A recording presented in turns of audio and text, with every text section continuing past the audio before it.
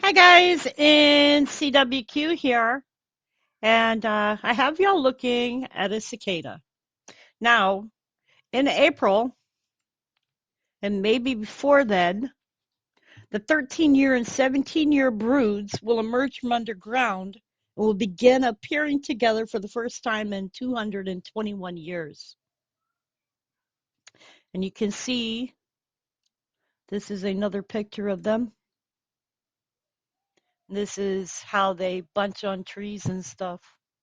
But this one here, is what is called, I believe, a devil cicada. Anyways, billions of cicadas from two different breeds are going to emerge this spring in a rare, buzzy, natural phenomenon that hasn't happened since 1803. These insects belong to two different, distinct populations of periodical cicadas. Now, this one here is a periodical cicada. This is one that surfaces from underground every 13 years and another that emerges every 17 years. The last time these groups, called Brood 8 and Brood 14, respectively, lined up, I believe it's 14, lined up their cycles and appeared at the same time, Thomas Jefferson was president. Some cicadas surface every year. Periodical cicadas spend most of their lives underground before emerging en masse every 13 to 17 years. They do so to mate and start cycle all over again. Any pair of broods may occasionally overlap and emerge in the same year, but these specific groups, Brood 8, also known as the Northern Illinois brood, and Brood 15, or the Great Southern brood, only appear simultaneously every 221 years. And that makes this year an especially exciting period of time for entomologists and bug aficionados. However, for people like me who don't like bugs, this is not an exciting event. Um, the news states that nobody alive today will see it happen again. Let me show you something. This is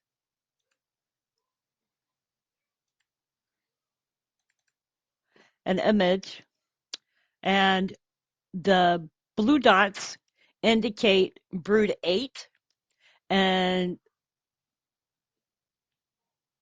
brood 15, I believe it's 15, XIX is, I believe, 15 or 14, are the red dots. You can see that they are coming all the way through these areas of Tennessee. This is Illinois here, all the way down through the bottom states here. They're going to overlap in central Illinois and eastern Iowa. The two broods will also overlap geographically. Um, At least some of the cicadas will emerge across the Midwest and Southeast. Members of both groups are expected to converge in the parts of central Illinois and eastern Iowa. Now, if you think about it, the eclipse is going to come across this way. So where they are actually meeting up is where the eclipse will be going across. So to me, as a biblical person, I would think of this as a sign because it's supposed to be happening at the same time as the eclipse. Um, Scientists estimate that more than 1 trillion cicadas will be buzzing around the 16-state area, with the greatest numbers emerging in forested regions and urban green spaces. Lined up end-to-end, 1 trillion cicadas would span 15,782,828 miles, long enough to cover the distance to the moon and back 33 times. Cicadas typically appear above ground once soil temperatures reach 64 degrees Fahrenheit. In some places, that could occur as early as late April, and the insect spectacle will continue on a rolling basis through May and June. Once they crawl onto the surface, the nymphs ditch their exoskeletons, leaving crunchy cicada-shaped shells in their wake, and start flapping their wings. They'll spend the next 6 weeks or so making cacophonous mating calls so they can lay their eggs before they die. In the meantime, they'll also provide a smorgasbord for birds and give caterpillars a brief respite from predation in the process. Later, when the cicada eggs hatch, nymphs will emerge and tunnel underground to start the brood cycle again. The rare synchronized event should be finished by early July, meaning residents of affected states will once again be able to enjoy some peace and quiet. Cicadas' mating songs can reach nearly 100 decibels, which is similar to the sound intensity of a chainsaw or motorcycle. So we're all going to get to be nuts and want these songs to be quiet. I think a lot of us might get earmuffs. Um, it's a lot of singing, lots of paramours pairing up, and then lots of dying. The broods are expected to draw some bug-curious travelers to the overlapping emergence areas in the Midwest, but some residents of those regions may be less than enthusiastic about the multi-week onslaught of bugs. Some of the tourists will be scientists hoping to study everything from bugs' range to their reproductive behaviors.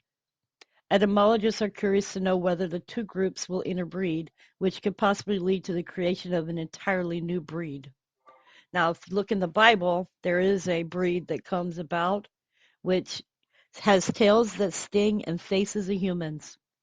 So if you look that up, you'll see that that is something that is in the Bible. Cicadas don't carry disease, bite, or sting, and their presence benefits the broader ecosystem. For example, when they tunnel up from underground, they help aerate the soil. When they shed their exoskeletons and later die, their bodies provide nutrients to plants. They also naturally prune trees when laying eggs on their branches. The dual emergence will be like having David Attenborough special in your backyard. If you're lucky enough to live in an area where these things are going on, get your kids out there and watch. I don't, and plan to. I don't like bugs.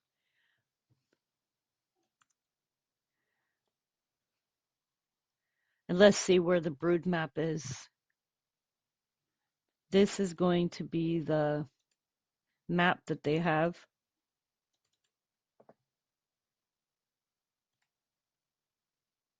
So you can see the boundaries are approximate. Brood 1 is here.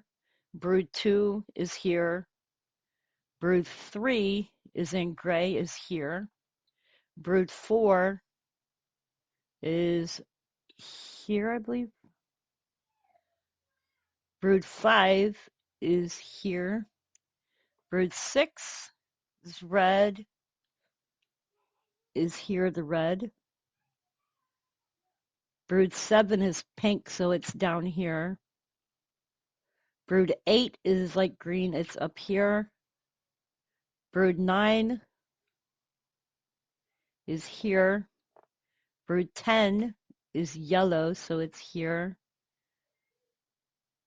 Brood 13 is in brown, so it's up in here. Brood 14 is the bright green. Brood 15, which is the one I was talking about, is light blue, so it's here, here, here, here, here, here. Brood 22 is the pink, so it's here. And brood 23 is this green here.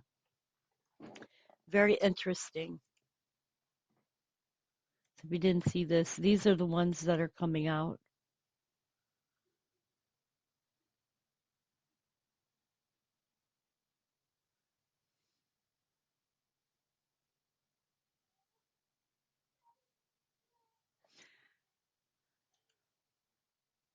Now let's see what cicadas eat.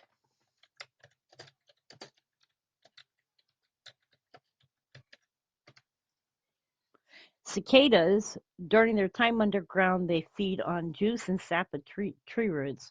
Once above ground, adults may feed on plant juices, which cause minimal damage to trees. Their favorite food, depending on their life cycle, they primarily feed on the sap of plant roots, while adult cicadas do not eat much and primarily focus on reproducing during their short adult life.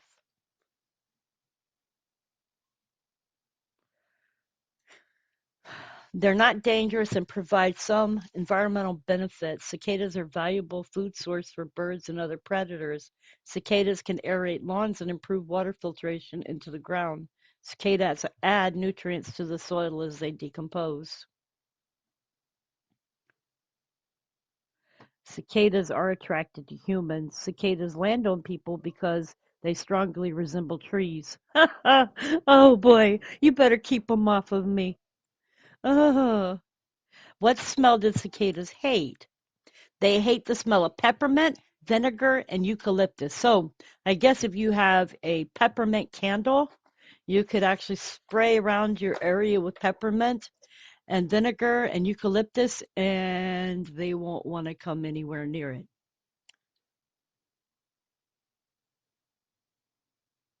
How long does a cicada live? They only live for a few weeks. They spend most of their life underground, and some species can live up to several years. Cicadas feed only on plant sap using their piercing, sucking mouth parts. I'm going to tell you what, this one here is creepy looking. I don't care what you say, it can stay away from me. Look at those big eyes. Ooh. The difference between a locust and a cicada is a locust is a bit smaller and have slim, straight bodies with big hind legs for leaping. Cicadas are known for the distinctive loud sound that they make. So there's not too much difference between their look.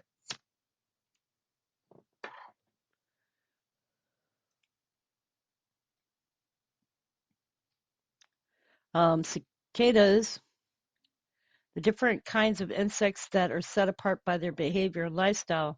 Locusts are known for sometimes swarming and devouring all plant life in their path. Cicadas are also known for emerging in large numbers, but not for swarming from area to area or widespread destruction of plants.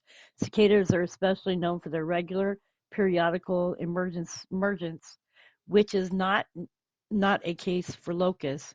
Less commonly, the word locust is used for any cicada.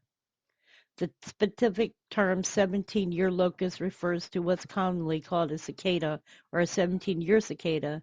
The term periodical cicada can also refer to the 13-year kind, and this is a periodical cicada. Locusts are specific type of grasshopper. Insects called grasshoppers are usually green, yellow, and brown, while those referred to as locusts are often brown, yellow, or black. Locusts tend to have shorter antennae than other grasshoppers. Grasshoppers tend to be solitary, and swarming kind are generally referred to as locusts. Example of cicada, locust, and grasshopper are used in a sentence. So interesting.